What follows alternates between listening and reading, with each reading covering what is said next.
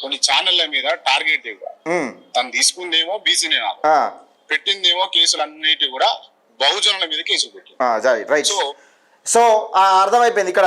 ఇక్కడ చెప్పిరు కదా, తీర్మానాలను ఎత్తుకున్నదేమో బీసీ వాదం, పెట్టిందేమో బహుజనుల మీద. బహుజనులు అంటే ఎవరు మరి?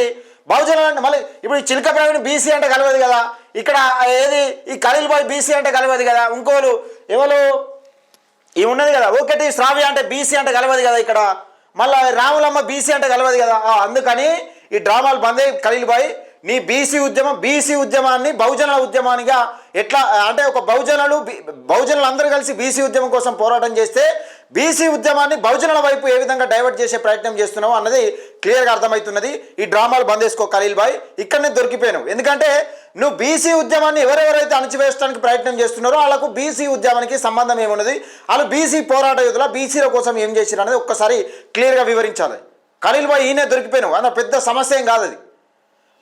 తీర్మానాలను చేసేదేమో బీసీ ఉద్యమం అన్నావు, కేసు పెట్టిందేమో బహుజనుల పీఠల పైన అన్నావు. అయిపోయి ఇక్కడ నిజంగానే బీసీ పీఠల పైన అంటే మేము ఒప్పుకుందాం కావచ్చు. మరి సిగ్గుండాలే కొంచెం అన్న ఖలీల్ బాయ్. ఇక్కడనే మనకు స్పష్టమైతా ఉంది, అర్థమైంది. మల్లన్న అనేటటువంటి వ్యక్తి తన స్వార్థపూరిత రాజకీయాల కోసం చేస్తుండా లేకపోతే బీసీ నినాదాన్ని బతికించడం కోసం చేస్తున్నాను అన్నది పాయింట్. తన స్వార్థపూరిత రాజకీయం కోసం చేస్తున్నాడా లేకపోతే బీసీ నినాదాన్ని బతికించడం కోసం చేస్తున్నాడా అని మాట్లాడుతున్నాడు.